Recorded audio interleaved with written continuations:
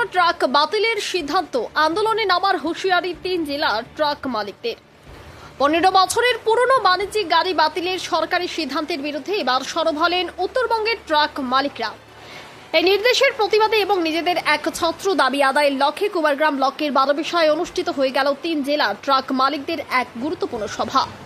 রবিবার 12 বিশা truck honours welfare অ্যাসোসিয়েশনের অফিসে আয়োজিত এই সমন্বয় সভায় উপস্থিত ছিলেন federation of West Bengal truck operators অ্যাসোসিয়েশনের রাজ্য সহসভাপতি সঞ্জীব ঘোষ।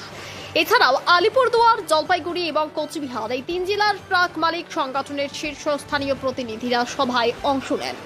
রাজ্য সহ সভাপতি সঞ্জীব ঘোষ বলেন, হঠাৎ করে 15 বছরের পুরনো সমস্ত বাণিজ্যিক ট্রাক তুলে নেওয়ার সিদ্ধান্ত পরিবহন শিল্পের উপর এক মারাত্মক আঘাত। এর ফলে হাজার হাজার ট্রাক মালিক ও চালক এক লহমায় জীবিকা হারাবেন। ব্যাংক ঋণ শোধ করা থেকে শুরু করে সংসার চালানো সবই অনিশ্চয়তার মুখে পড়বে। উপস্থিত প্রতিনিধিরা ক্ষোভ প্রকাশ করে জানান, গাড়ির ফিটনেস সার্টিফিকেট এবং দূষণ পর্যবেক্ষণ ঠিক থাকা সত্ত্বেও কেবল বয়সের দোহাই দিয়ে গাড়ি বাতিল করা যুক্তিযুক্ত নয়। বিষয়টি নিয়ে রাজ্য সরকারের পরিবহন দপ্তর এবং প্রশাসনিক আধিকারিকদের কাছে অবিলম্বে লিখিত দাবি জানানো হবে। সংগঠনের নেতারা স্পষ্ট বার্তা দিয়েছেন যে প্রশাসনিক স্তরে এই আবেদন ও লিখিত দাবিতে কাজ না হলে আগামী দিনে সমগ্র রাজ্য জুড়ে বৃহত্তর পথ ও অবরোধ ও অনির্দিষ্টকালের জন্য চাকা বন্ধ আন্দোলনের পথে হাঁটতে বাধ্য হবেন তারা। Alipurduar district truck honours welfare অ্যাসোসিয়েশনের সম্পাদক উৎপল কুমার রায় বলেন, বর্তমান সরকার মানবিক সরকার। আগের সরকারের আমলে আমাদের উপর যে অত্যাচার চলত তাই সরকারের আমলে কমেছে। আমরা চাই রাজ্য সরকার আমাদের দাবি বিবেচনা করে দেখুক। 12 বিশা থেকে বাবুল সরকারের রিপোর্ট, ইউবি লাইভ নিউজ, খবর যখন আমরা তখন। আজকে এখানে কোচবিহার জেলা, আলিপুর জেলা এবং জলপাইগুড়ি জেলা, এই জেলার ট্রাক মালিক সংগঠনের এখানে আমরা উপস্থিত হয়েছিলাম। আমাদের 15 বছরের গাড়ি, সেই গাড়ি সম্পূর্ণরূপে ব্যান করতে চলেছে গভর্নমেন্ট থেকে। আমরা আজকে আলোচনা করলাম, বর্তমান যে সরকার, মানবিক সরকার, এই সরকার আসার পরে ট্রাক মালিকদের উপরে বিগত দিনে যে পুলিশি এমডি অত্যাচার ছিল সেগুলো প্রায় সম্পূর্ণরূপে বন্ধ হতে চলেছে। ব্যারিকেড উঠে গেছে রাস্তা থেকে, কোনো কোনো জায়গায় যদিও দেখা যাচ্ছে। আমরা এই মানবিক সরকারের কাছে আবেদন করতে চাই, আবেদন রাখছি যে আমাদের যে 15 বছরের গাড়ি সম্পূর্ণরূপে ব্যান করলে আমরা একেবারে কমে যাব।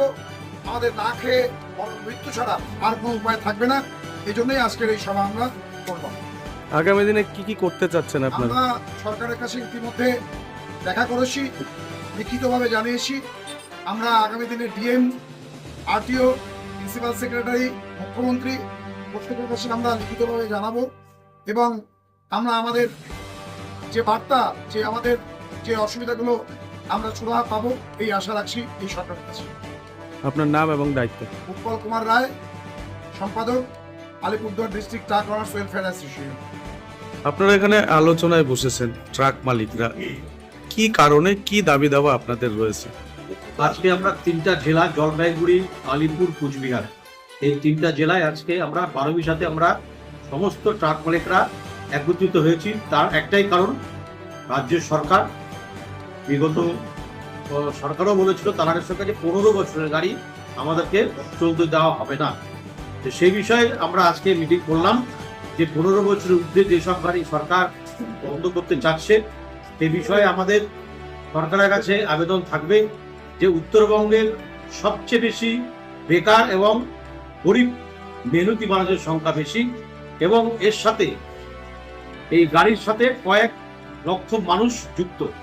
তাই আমরা সরকারের কাছে আমরা চিঠি করছি এবং আমরা সরকারকে আবেদন রাখছি যে আপনি এই যে এত উত্তরবঙ্গের যে এত গাড়ি, এই পুরনো গাড়ি, এটা আপনারা বন্ধ করার বন্ধ করার আগে একবার চিন্তা করবেন যে এরা যাতে বেকার না হয়, বিকল্প চিন্তা না করে গাড়ি আপনারা বন্ধ করবেন না।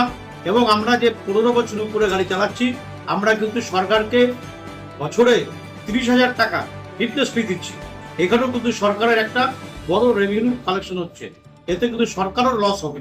তাই আমি আমাদের মাধ্যমে আজকে সরকারের কাছে বলতে চাচ্ছি যে আপনারা আমাদের গাড়ি হয় 4টা বা 5টা ডিস্ট্রিক্ট পারমিট করে দিন, বা আমাদের গাড়ি গ্যাসে কনভার্ট করে দিন। আপনারা বলছেন পলিউশনে দোহাই দিয়ে যে গাড়ি বন্ধ করতে চাচ্ছেন, উত্তরবঙ্গ আমাদের এখানে কিন্তু পলিউশনের মাত্রা একদমই কম।